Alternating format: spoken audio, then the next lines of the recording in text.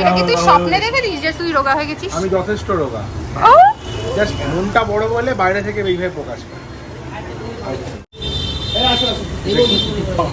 আমার তরফ থেকে গিফট। কি বললি, কিছু খাসনি আমার গায়ে, কিছু হয়নি?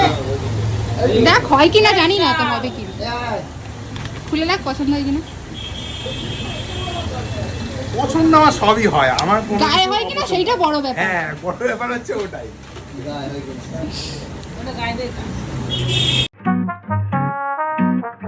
আজ আমার বেস্ট ফ্রেন্ডের বার্থডে। প্রত্যেকবারই ওকে আমি রাত 12টা বা 12টা আগে ফোন করি, কিন্তু এইবার ওকে আমি কলই করিনি। ওর বার্থডের দিন সন্ধ্যায় ওকে ফোন করেছিলাম, কিন্তু ও মনে করেছিল আমি ওর বার্থডে ভুলে গেছি, তার জন্য হঠাৎ করে মনে পড়েছে বলে কল করেছি। কিন্তু আমি কনফার্ম হচ্ছিলাম ও অ্যাকচুয়ালি কোথায় আছে। ওর কথা শুনে মনে হলো রেগুলার রুটিনে ও যা করে আজকেও সেটাই করবে, কোনো স্পেশাল প্ল্যান নেই। তাই আমি ভাবলাম ওকে একটা সারপ্রাইজ দিই। যথারীতি একটা কেক আর গিফট নিয়ে আমরা পৌঁছে গেলাম। সবাই চায় তার বার্থডেটা যাতে ভালোভাবে কাটে, আর ফ্রেন্ডদের ইনভাইট করা হয়। তখন অ্যাকচুয়ালি সবার মাথায় থাকে যে আজ তো ওর বার্থডে, যেতে হবে সেখানে। তবে সত্যি কথা বলতে সবার কিন্তু প্রত্যেকটা বছর সমান যায় না। ওর এবছর কোনোই প্ল্যান নেই। তার আগের বছরই ও বড় করে বার্থডে সেলিব্রেশন করেছিল, আর আমাদের সবাইকে ইনভিটেশন। কেননা আজকে আমরা ওর জন্য সারপ্রাইজ প্ল্যান করি।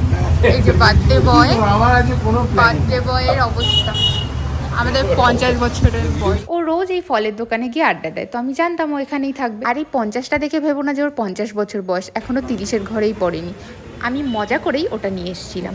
ওইটা কিন্তু হবে না দিদা।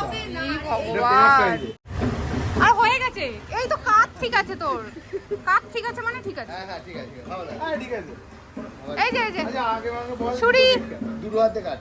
দুটো কেক কেন? আগে যাই। দুটো কেন?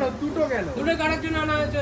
একটা কাটবি, একটা মুখে সে আগুন নিয়ে ঘোড়া মানুষ। না, আগুন হয়ে যাবে, আগুন আছে। আগুন দাও, আগুন। আগুন না কে যাচ্ছে? এই, আমার ভিডিও এই ট্যাগটা দেখা যাচ্ছে, ট্যাগটা ছড়া। না নতুন জিনিস না না না। গিফটটা বুঝতে হবে তো। Birthday to you. Happy birthday. Happy birthday to you.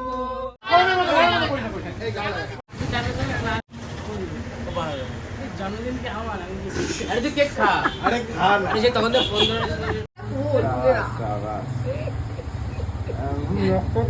কি হচ্ছে আমি বলতে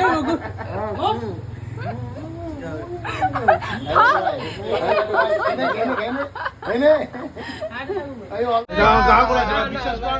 এই বমি হয়ে যাবে আমার, বিশ্বাস কর। ওদের কিন্তু দাঁড়িয়ে আছে। আরে দে মুখে নে। অত বড়টা মুখ কি করতে রেখেছিস? ব্লক কর মুখ ব্লক করে ফেলে দে। অনেক রকম এত হয় না ভাই। অনেক রকম কেকের সমার রয়েছে ওখানে।